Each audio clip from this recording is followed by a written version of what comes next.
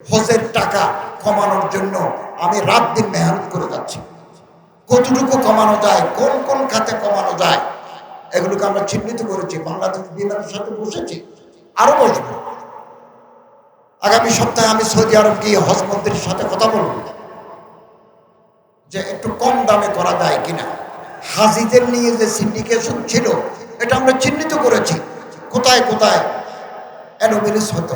ইনশাআল্লাহ আজিজ আগামী দিনে এই সিন্ডিকেশন থাকবেন। এবং হাজিদের কাছ থেকে আমরা যে টাকা নিই, এক পয়সাও আমরা মন্ত্রণালয়ে রাখি না।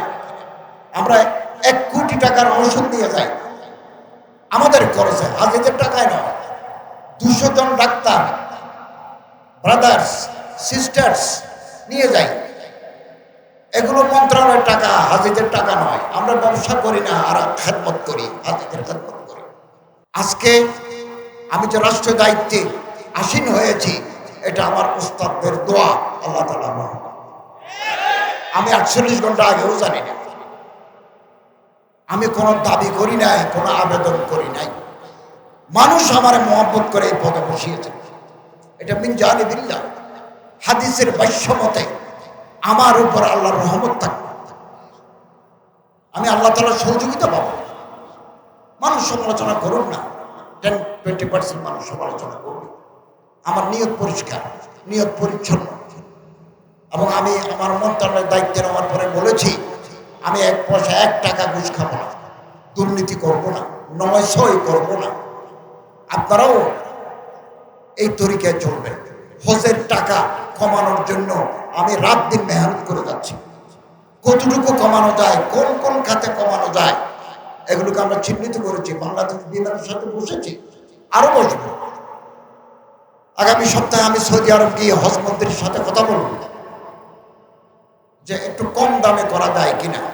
হাজিদের নিয়ে যে সিন্ডিকেশন ছিল, এটা আমরা চিহ্নিত করেছি কোথায় কোথায় অ্যানোমেলিস হতো। ইনশাআল্লাহ আজিজ আগামী দিনে এই সিন্ডিকেশন থাকবেন। এবং হাজিদের কাছ থেকে আমরা যে টাকা নিই, 1 পয়সাও আমরা মন্ত্রণালয়ে রাখি না। আমরা 1 কোটি টাকার ঔষধ নিয়ে যাই আমাদের খরচে, হাজিদের টাকায় নয়। 200 জন ডাক্তার, ব্রাদার্স, সিস্টার্স নিয়ে যাই। এগুলো মন্ত্রণালয়ের টাকা, হাজিদের টাকা নয়। আমরা ব্যবসা করি না, আর খেদমত করি, হাজিদের খেদমত করি। এবং আমাদের মন্ত্রণালয়ের বিপুল স্টাফ যায়। কোনো মানুষ হারিয়ে গেল কিনা, কোনো মানুষ টাকা ফেলে দিল কিনা, কোনো মানুষ অসুস্থ হয়ে রাস্তায় পড়ে আসলো কিনা, এগুলো দেখভালের জন্য আমরা মানুষ নিয়ে যাই। এগুলোও হাজিদের টাকায় নয়। 2023 সালে 23,000 থেকে 60,000 টাকা পর্যন্ত আমরা হাজিদের টাকা ফেরত দিয়েছি। কারণ টাকা বেশি নিয়েছিলাম, ঘর ভাড়া ততটুকু লাগে নাই, ফেরত দিয়েছি। এবং এজেন্সি যারা আছেন, তারাও আমাদের সাথে সহযোগিতা করছেন। যারা আমাদের সাথে চুক্তি ভঙ্গ করবেন, আমরা তাদের বিরুদ্ধে আইনানুগভাবে ব্যবস্থা নিচ্ছি, আগামী দিনেও নেব। আমি চেষ্টা করব একটা সুন্দর প্যাকেজ, হজ প্যাকেজ আমরা জাতির কাছে দিতে পারবো। অনেকেই জানেন না, প্রতিটি হাজিকে সৌদি আরব গভর্নমেন্টকে একটা বড় টাকা দিতে হয়। এটা তো আমিও জানতাম না। মিনা, মুজদালিফা, আরাফা, জামারাত আপনি যে ব্যবহার করবেন, এর জন্য সৌদি গভর্নমেন্ট ABCD জোন আরাফাতে ভাগ করে রেখেছে। আপনি যেই জোনে ঢুকবেন সে এলাকার ভাড়া এত, ওই জোনে ঢুকলে সে ভাড়া এত। এগুলো আমাদেরকে সৌদি গভর্নমেন্টকে দিতে হবে। বাংলাদেশ বিমান আগে বেশি ভাড়া দাবি করত।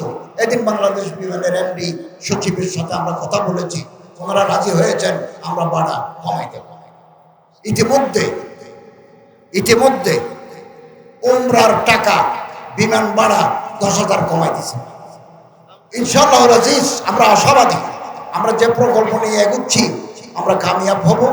আপনাদের পরামর্শ চাই, সহযোগিতা চাই। ফেসবুকে লিখতে হবে না, ফেসবুকে লিখে আপনি ভিউয়ার বাড়াবেন বা মানুষ আমাকে খারাপ বলবে, এই তো এটা করে লাভ নাই।